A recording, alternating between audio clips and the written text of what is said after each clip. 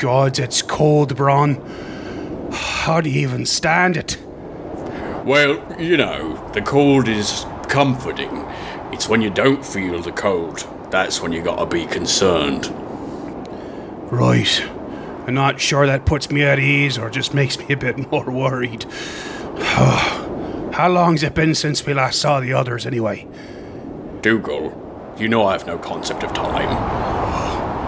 That's true.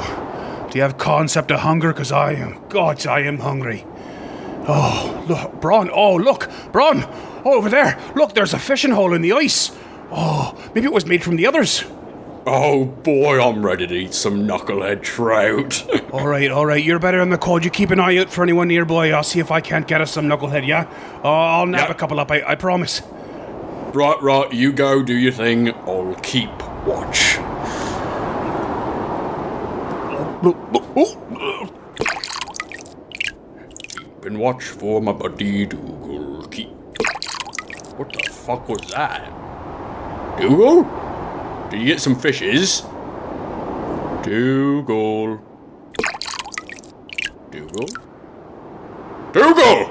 Oh, I'm coming for you, buddy!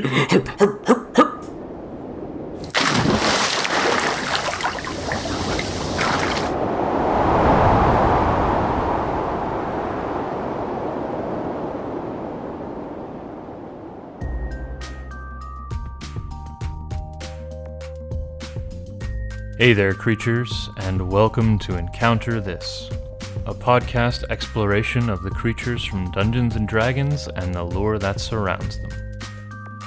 Hey there, creatures, and welcome to another episode of Encounter This.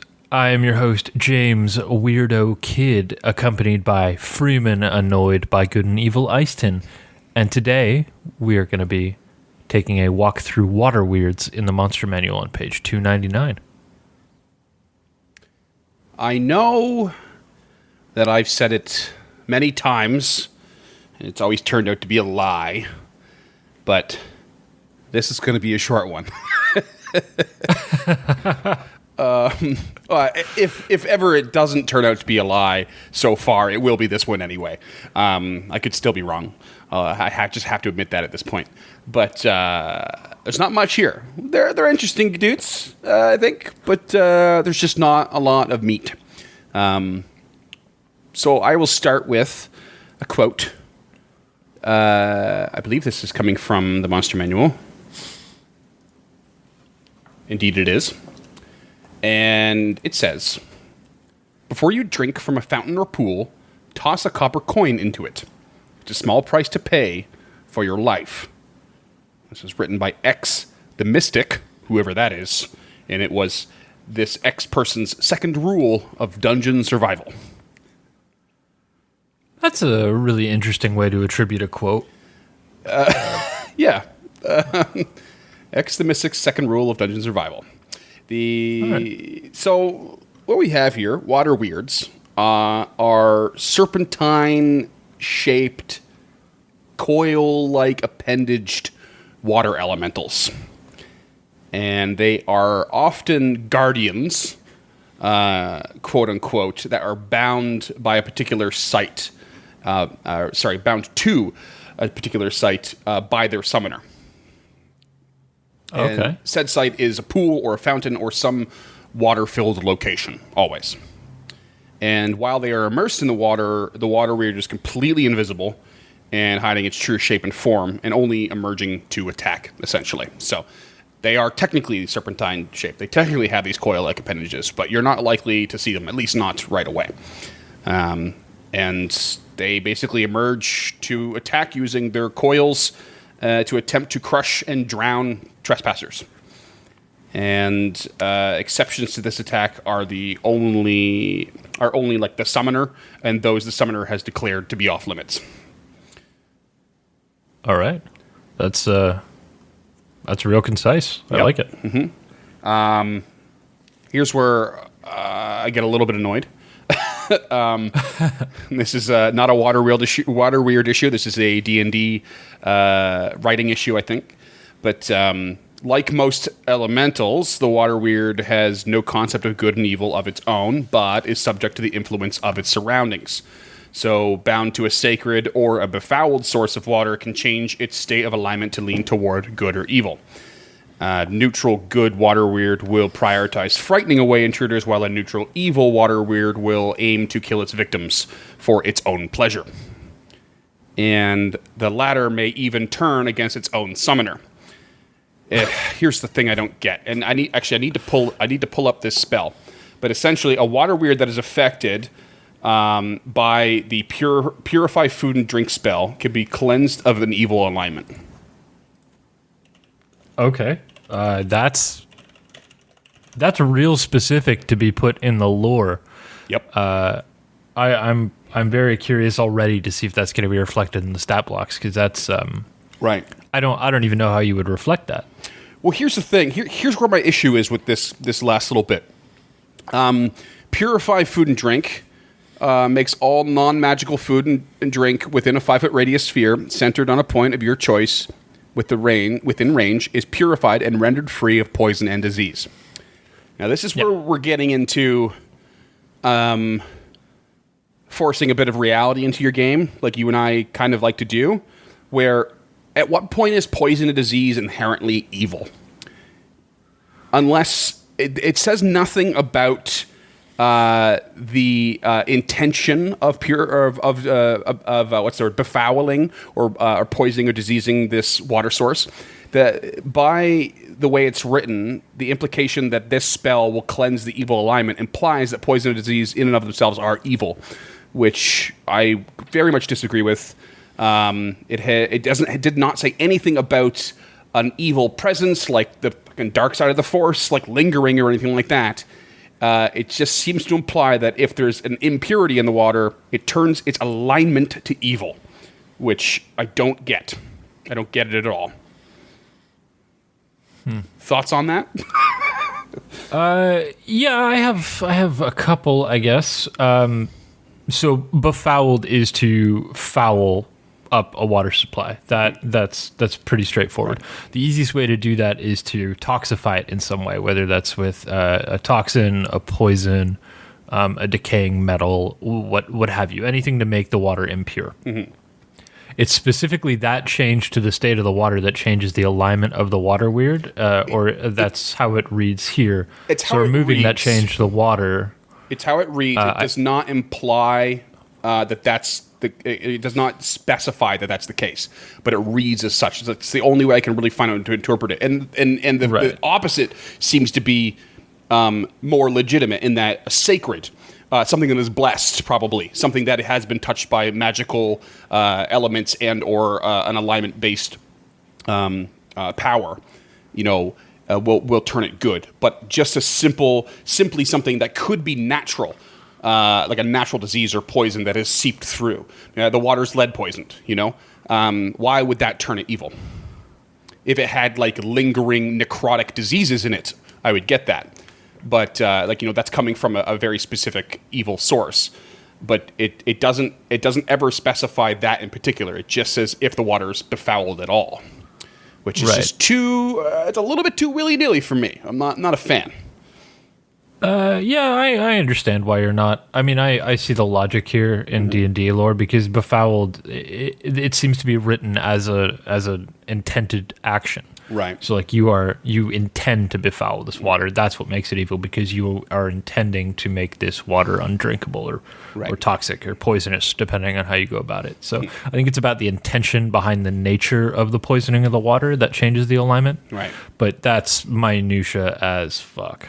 Right, right, and that's where the issue is. It doesn't specify intention. It sort of slightly implies it, and then to me that gets a bit thrown out with the purify. Well, I think if it used the words befoul, it does specify intention. I mean, but the water could be befouled as the result of an actions elsewhere, not just in the water, right? I guess so. Something happens upriver, and it just happens to hit the lake below, but no one meant for it to happen. It's still befouled. Yeah, that's fair. Yeah. But I mean, yeah, I don't know. I think nitpicking at this for no good reason. But it just really stood out and bothered me. That's fair. I've learned just now that I've always thought of water elementals as being made up of salt water. So this purify food drink spell totally worked for me. I'm like, oh yeah, just makes it not salt water anymore. That's hilarious. And then we got into this discussion, and now I realized that that's not the case. Yeah, I don't think there's any implication of salt in the water for elementals. That's funny though. Yeah, I just don't understand why it would be made of fresh water. Is I guess really what it comes down to. I would imagine that elementals just are pure water, like pure, I mean, in its purest form. And I don't dislike the idea of these things being affected by what else is in the water. Perhaps they can't avoid something that's in the water. So maybe a water elemental should be affected by, or should operate a little bit differently when it's, say, in a saltwater location versus a freshwater location. I'm totally down with that. I think that's pretty cool. I just don't buy the purify food and drink affecting alignment. There's got to be better spells for that, that would help better imply and pinpoint the fact that this is an evil thing that has happened to the water source. Where I'm surely there's a spell like cleanse or restoration or something like that would make more sense in this. It sounds to me like they just wanted a low level spell for it, and that's what they went for.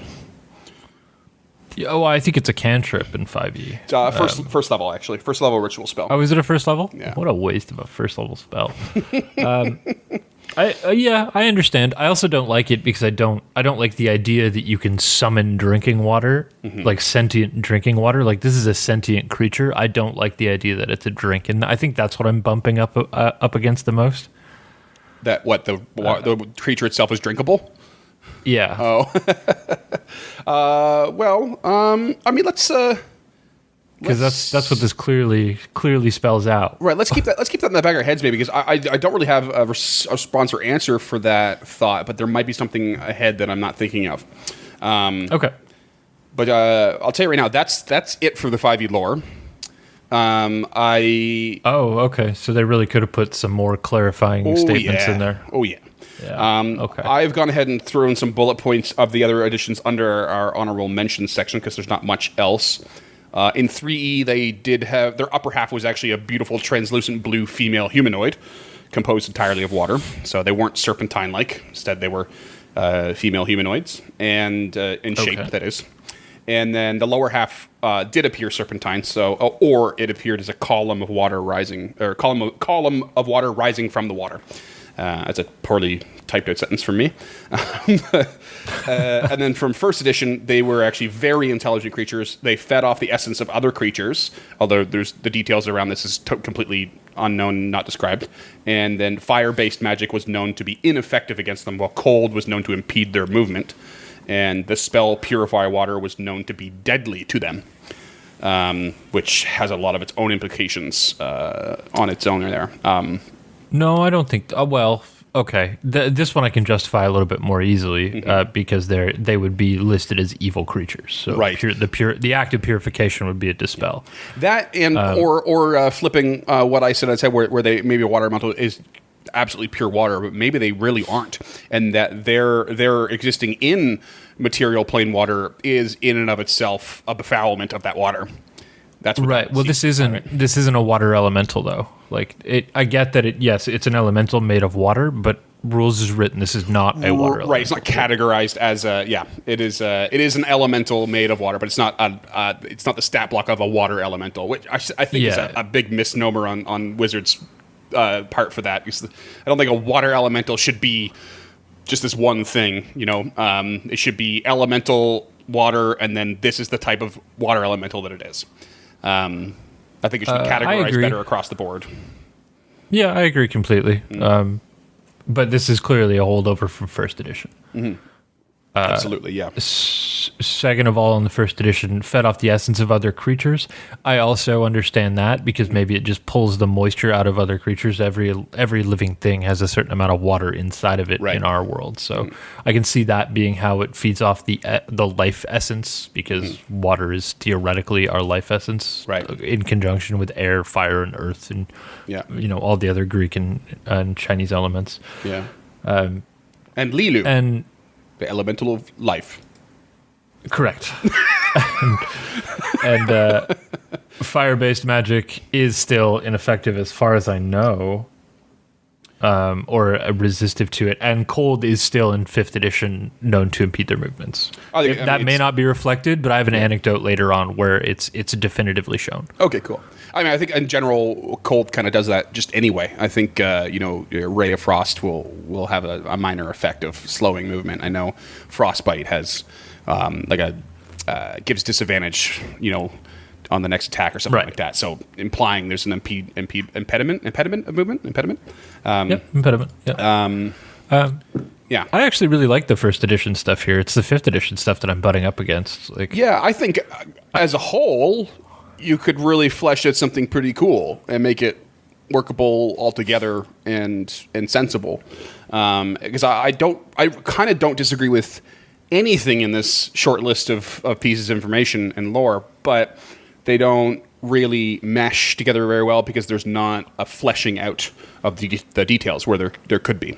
And of course, I think at this point we're just known for getting really nitpicky about those really minor details, so that it feels more believable, And that's what this picture here is lacking for me.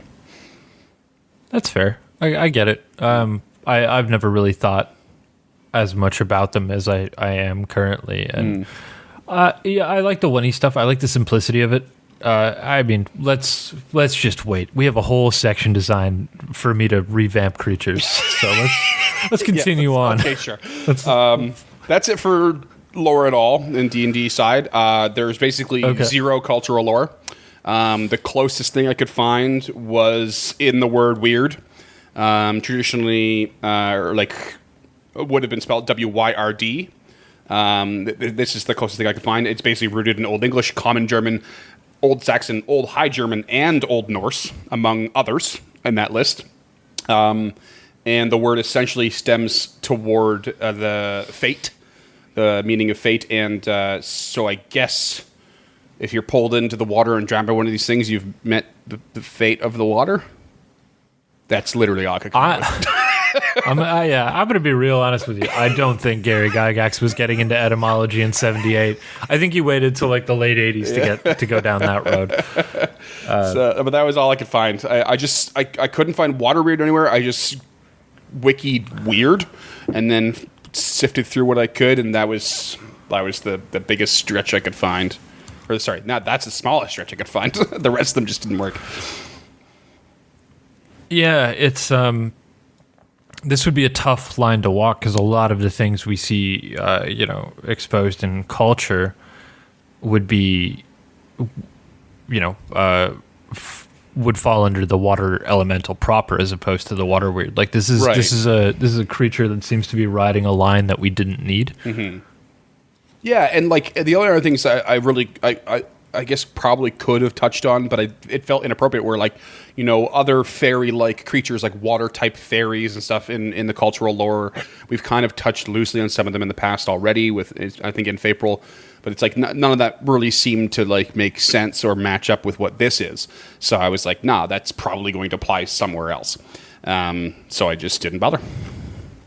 Yep, that's fair. I just quickly looking it up here and you're right. It's so muddled. Water weird is such a good name for this creature because it clearly defines this and only this is a water weird, but it also completely alienates it from any real world lore we have. Right. Yeah. Totally. So that's that. That's the water weird. Yeah, well, in a nutshell. I've been waiting all day to have a drink, so I guess now's the time. Why not? Let's take a look at the artwork that I've thrown in the Discord here. The 5e artwork's pretty cool. Yeah, walk me through this because I'm not familiar with most of these. Yeah, I put it in kind of an odd order, but the first one is just apparently a depiction of a lesser water weird, whatever that is. Okay. It looks kind of like a boa constrictor coming out of a geyser. Yeah. The next one is clearly more of a 3rd edition depiction, and one of them is an air weird, and it's next to a water weird, and they have that sort of female humanoid form to them. Completely over-sexualized for no reason whatsoever. Exactly. Yep. Mm-hmm. Classic. The one below, it's actually quite small, but it's It's basically it's a human and a halfling fighting a water weird that's decidedly less female looking, but still has the humanoid upper torso. It looks kind of really shocking in its face. Yeah, it kind of looks like a specter in 5e. Right, yeah. And this is all black and white. If you actually find like a bit of a bigger picture, it looks kind of like out of a comic book, like an old school comic book, the art style. Oh, you know what? It might even be because they were doing comics with Marvel from as early on as, like sure. well, not black and white early on, but it's possible. And then we've got another one here. I got another one here that's a serpentine water weird that's with a nereid, which is which is a water fae, which we sort of loosely touched on with Chorids as well. Where there was the Oreids they would sometimes mate with were like earthen fae, that sort of thing. So I just thought it was a neat little picture. And then beyond that, we just have a couple basic depictions. The 5e art is just it is a watery serpent with these sort of coil-like whiskers on it. It looks kind of nasty and brutal. I actually really love the 5e water weird art. I It's really good. do. Yeah. And then there's the 1e, which is just fascinatingly hilarious. That's the 1e art? That's the 1e or 2e. I'm not really sure, but I think it's a 1e. It's just black and white. It looks super goofy. The water bird's coming. It looks like. So when you see this on Instagram, it looks like a knight high-fiving the evolution of Chikorita, but like using its face as the thing it high fives. Seriously, and it's like coming out of a fountain. And in the back, there's a lion's face that's like pouring the water into the fountain. It's like built into the stone, but it just looks like a cartoon lion puking, like drooling. Kinda, yeah. It's so funny. But yeah, let's talk mechanics. Let's talk stat block. Stat block brought to you by Black Mill Stout. Delicious black mill stout. I needed this today. Yeah. I think I'm getting carpal tunnel. Oh no, too much typing. Yeah. Yeah, I think so. Yeah, because it's in my left hand, and that's the hand I use for my number pad at work. Oh yeah. And it's not good. It's not fun. Gotta do some hand exercises. Get you all loosened up. Is that what you do? I would assume so. Can't say I've ever done them myself. Oh, okay. I'll figure it out. But My point is that I need this beer. It's delicious. And speaking of regular predictable things like us drinking a Black Mill Stout, I have true to form forgotten to change from our template, so it still says Grey Ooze instead of Water Weird in the stat block. It's like I don't know why I can never remember to change that, but this is not the Grey Ooze. What CR do you think this creature is from this basic description? So I'm gonna give you a peek behind the curtain. I've run so many water weirds that I know definitively that it's a CR3. I've run like 5 or 6 of these guys. Fair enough. All right, so you know what's coming. HP of 58, AC 13, medium in size, neutral, unless of course the water has some effect, apparently, and speed of 0, swim speed of 60. So it really can't leave that source of water. It speaks Aquan, it understands Aquan, does not speak. It does have DR to fire. And the Holy Trinity versus non-magical, all the physical stuff. Makes sense, yeah. It is immune to poison for damage. That kind of pisses me off, but we'll get into that. Immune to poison damage, immune to conditions, exhaustion, grappled, paralyzed, poisoned, prone, restrained, and unconscious. Has blind sight 30 feet. And that's your basic stats there. It does have the ability invisible in water. You guessed it, while fully immersed, you can't see it. And it is water bound, dies if it leaves the water in which it is bound, and if the water it is bound to is destroyed. And then it has one attack, Constrict. It's got a reach of 10 feet, so it can kind of get that reach out of the water if it needs to. +5 to hit, 3d6 plus 3 bludgeoning, which is not a small amount for a CR3 creature. Not huge, but no, not these small. hit pretty hard. Yeah. And then if the creature is medium or smaller, it is grappled with an escape DC of 13, and it is pulled 5 feet towards it. and until the grapple ends, the target is restrained. The water weird attempts to drown it and cannot restrict another target while doing this. So it is a single target, grab and pull, drown kind of scenario. Yeah, and it's pretty effective at it. Yeah, I've used these once, and it was going to be very deadly. Oh, yeah. I almost killed somebody in like our second session or something like that with a new group of people. They were so scared. They didn't defeat them. They left the room. They ran away. It's like, that's a good idea. Fair enough. You should go. Yeah, at third level, if like without magical items, like this is tough. Yeah. So, But yeah, that's it. That's the water weird. That's the water weird. What? Tell me about what holes you find in this stat block.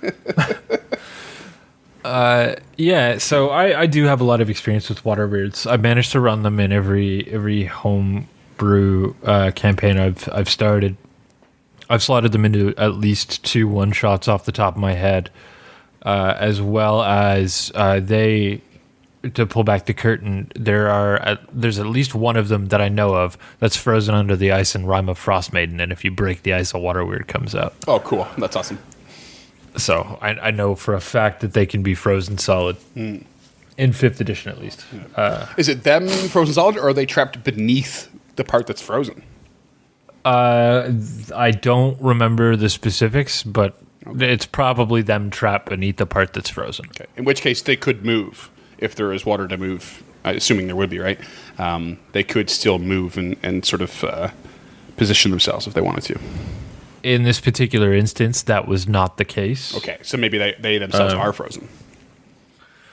Yeah, I'll look into it later and I'll get back to you. Because the one thing that is missing from this stat block is the vulnerability for movement from cold, which of course we already discussed. It's usually applied from the cold effect as opposed to being a weakness of a creature. That's usually how 5e's going to build their stat blocks, I think. But yeah, don't expect it to take extra damage from cold, but they're not going to put the movement and pediment in the stat block. It's going to come from the source.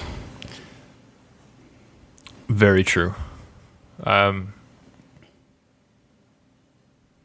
But I mean, it's not in my notes whether or not it's frozen solid. I just managed to pull that up, but it does say if the ice cracks, a dormant water weird is released. Okay, cool. So read that, interpret that how you will. Cracking that ice is grounds for trespassing. Attack. Yeah. Okay, so I'm going to start with their alignment. My first problem here is that they're neutral. I think that's an absolute huge fucking problem when the other creature you have in here with the elemental subtype is a large neutral creature or medium or whatever they are. Wait. Yeah, they're large. Water elementals are large neutral. Water weirds are large neutral. So I don't. That to me is completely redundant. What do you mean? We already have a large neutral elemental. Like, give me an evil or a chaotic elemental. Like, these things are designed to be guardians or wardens or traps. I don't understand why it has to be neutral. Like, if it's being summoned for an evil purpose, make it evil. Don't start it with its alignment as neutral. Start it with good or evil. Good/evil, whatever. But I don't think but the creature doesn't have the choice. So I don't know if it can be on leading on those spectrums in that way. I mean, so what I didn't put in the stat block here is its actual ability scores, and it's got a 5 intelligence. So it's not intelligent like in 1E it said. But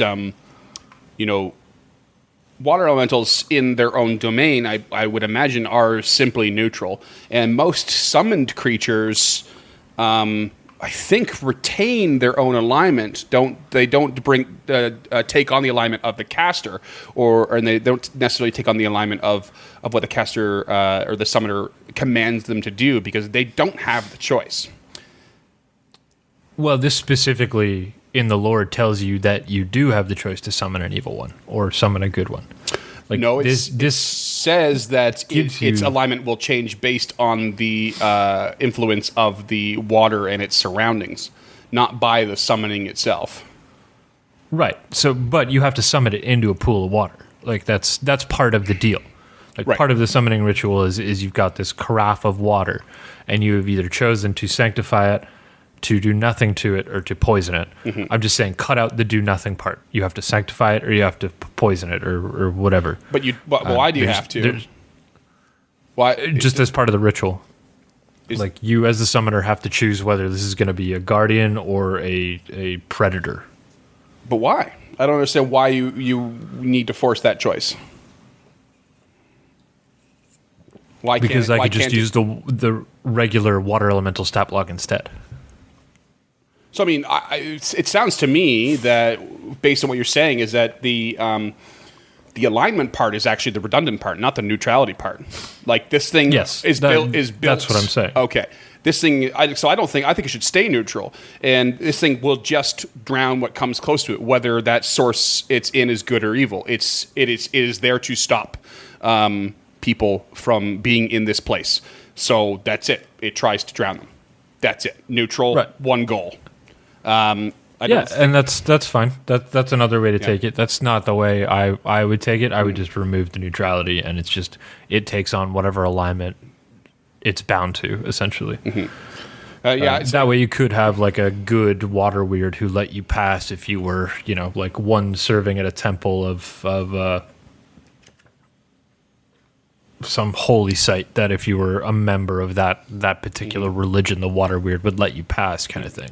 But it does say that in the lore that that who passes is stipulated by the summoner. That has nothing to do with alignment. It is a stipulation of the summoning, of the rules of the summoning. Right, Not but the in intention that stipulation, it could be, you let people of this alignment pass. Like that could be the stipulation. Sure, but you don't. But the water weird doesn't have to be good to do that. To let good creatures pass, right? It doesn't have to be at all. It just has to accept its commands. Yeah, I suppose. I mean, regardless, I don't think it matters. I don't think it matters at all. No, I mean, like, again, my point is that this creature is completely redundant. I don't see a need for it, so I'm trying to make a niche for it. Right? Yeah. I mean, And I'm trying to fill the same sort of niche that a sphinx would fill in, like, an earth temple. I think anything summoned should be treated, and especially elementals should be. Anything summoned should be treated as the alignment that it is naturally in its own realm. And I think pretty much all elementals are neutral across the board. And I think I don't dislike the idea of like having a slight change in their stat block if you can transition their alignment via the what's happened to the water source they're bound to. But I personally just wouldn't play it as in it changes how they treat the trespassers. I would just like have it reflect what type of damage they do or what they're good or weak against, instead. And if you have a neutral good water weird, then maybe something that affects good things suddenly affects it, and if it's in a fouled water source, maybe its attacks deal a bit of poison damage, something like that. But I don't think I would play too much with it. It's affecting its decisions because I don't think it has decisions. Even though it does seem to apply, it will prioritize frightening away instead, or killing for its own pleasure. That part I just kind of don't like. Now that we've discussed this, it doesn't make sense to me because they're not intelligent and they're summoned and they're supposed to just. It's intelligent enough, though. Like, it can make its own decisions. Like that's not off the table. It's got an intelligence of 11. Like this is as smart or smarter than a commoner. I'm looking at the wrong stat block. That's why. Yeah. I'm looking at the water elemental stat block. Oh yeah, 11. don't. Yeah. Yeah. Well, that changes things. So like then. this thing can make decisions. Like this is a moderately intelligent creature, if not superior to the commoner stat block completely. Yeah. So I like the idea of it having some sort of initiative in those decisions. Like here are the parameters that the summoner sets out. It's up to the water weird to enforce those parameters. Right. Otherwise, it'd be able to think its way out of the parameters. Yeah, weird. Yeah, I feel like we just added to the conflicting information with the stat block tied in. It just doesn't. Yeah. so it just Again, doesn't my add overarching up. point is that we don't need this creature. Like it should not. It does not fill a niche that has any value. Yeah, And it's what I'm just so trying to true. do Yeah. is either lean it to good or chaotic, so it does fill a niche that no other elemental fills. Yeah. That's my concept here, is that you point it in one direction based on your summoning ritual. So it does fill a niche, and you don't just get a water elemental or a Myrmidon, like, because there's no reason to have this other than the fact that it could go in either direction and make intelligent decisions about that direction. That, and it was appeared in 1E, so it's a classic. We have to keep it. That's why it's here. But I like it. I like the creature. I like how it hits. I like that it's waterbound. I think that's a really interesting mechanic that you can play with. I like that it's invisible in water, but this thing is built to be a predator. Let it be a predator. Right. Well, I mean, yeah. I guess I agree. Mostly, I feel like I just don't care at this point. That's fair. And I feel like you agree with that. Weird. What a weird. I mean, it's what a weird your one this was. it's your game. Yeah. You know what? Here's the advice. If you like the general concept of this creature, just rewrite it from the ground up. And just make it your own. Make something that's waterbound that wants to drown people, and you just do what you want with that. Or just do what I do and throw out the lore completely and just run it as a stat block. Like I run it as a waterbound hound. Really, these things could make a cool like trap puzzle or something where there's multiple fountains or pools in a room, and depending on where you stand, you have to find the safest place to stand and then solve the puzzle where you're just out of reach of everything. Something like that. Just don't make the creature you go head to head with. I just don't think it works. No, because you could just tip over the basin and call it a day. It's like, smash the clay pot that it's in and you're done. Just walk around the fountain. Well, wait, no, you have to destroy the water itself, not necessarily what holds it. Isn't that the case? Oh. If the water is destroyed, not the vessel. Oh, okay. I mean, realistically, you have create, destroy water, and you're fine. Just walk around. Just walk around. just put the pot it's in next to the fire. Watch it evaporate. Like whatever. Take it with you. Like sure, it's resistant to fire, but is it resistant to evaporation? Like, I mean, it's resistant to fire. It would work eventually. Mm-hmm. Just true enough. Drop an ever burning torch at its feet and walk away. Come back tomorrow. But those don't generate heat. That's part of the point. Oh, gotcha. Well, anyway, I would like to recant 3 things because I did misspeak earlier. You did sort of correct me in passing as you were describing your opinion. This is a large elemental. I said medium earlier. Okay. Obviously, we covered that I screwed up the intelligence because I was looking at the wrong stat block. I was looking at the water elemental stat block. So it doesn't have an 11 intelligence. So throw out half of what I said, I guess. And 3, and this is the result of me looking at the wrong stat block and making me recant what I said earlier about how they design the stat blocks when it comes to impeding the movement by cold, because the water elemental stat block does have exactly that. If it takes cold damage, it partially freezes. Its speed is reduced to 20 feet until the end of the next turn. So it's not necessarily just on the use the water elemental, listeners. Like, and shape it the way you want. and give it the constrict action if you're feeling crazy. Like, right? Just use the water elemental. Yeah. You're listening to Encounter This. Welcome to the most redundant creature we've covered so far. Here's 30 minutes of content. Don't use it. Don't encounter this. Oh my god. But if you want to reach out and tell us exactly how wrong we are, you can find us on all of the socials at EncounterPod or Instagram at encounter.pod. We got a website at encounterthis.ca where you can check out our backlog, where you can see a bunch of creatures we highly recommend you actually running. And if you liked this episode and you got some value out of it, which I don't know how we saved you any time with this one or made your life better, but if we did, or you just want to help us keep making this show because it is completely dependent on the support from you, the listeners, because we are now and we will continue to be ad-free. For $5 a month on Patreon, you can get a handwritten letter and access to our show notes, so you can see whether or not Freeman messed up the stat block in our recording notes. Sure did. And for $10 a month, you can suggest a creature like that water elemental we talked about, or I don't know, maybe something from something else. Pick a letter of the alphabet, and then we'll sort it out. Don't let us choose the creature, because I would choose like a Tyranid hive tyrant from Warhammer 40k, like something where Freeman's completely out of his depth. Yeah, that'd be a good one.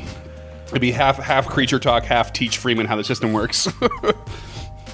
I mean, just had to half teach Freeman about the lore of Warhammer, I would imagine. I don't know much about the Warhammer lore, but I know it's pretty damn cool. It's dumb. It's super dumb. Like, it's so dumb. It's so dumb. It's like teenage boy with a can of Jolt Cola dumb. Like, it is the Xbox of... Wait, is that the 40k lore, or just like all of it? The 40k lore. Oh, the 40k lore, okay. Yeah, sure. Yeah, it's bad. Like, I mean, I like it because it's so hardcore and so dumb, but it's fucking dumb. Yeah, but I've always had the like I love it's it. Like really over the top, like just gratuitously over the top. That's its whole thing. And I kind of like that. Yeah, and for the record, I play Space Marines and Necrons, so like I'm allowed to talk shit. I got this. But if you made it this far, Jesus Christ, thank you for listening, because I can tell you that I'm not going to make it this far. It's going to be a really annoying edit. Just cut the last 45 minutes. We'll have negative 5 minutes of the episode. Just the title and the introduction, and then the last sentence. Well, don't use it. All right, we will see you in a couple of weeks for our next episode, which is going to take us to Japan. Oh, dun, haven't been there in a while. Sweet. Yeah. So, since Freeman produced this one, you better believe that I'm going to spend all of our episode next week mispronouncing shit. Good luck. Stay weird, listeners, and hydrated. And hydrated. Oh, that's a really good one to go out on. Stop on Audacity. A quick credit and thank you to Inspector J at freesounds.org for one of the sound effects in the intro, and to our good friend Michael R. Bernard for playing the part of Braun.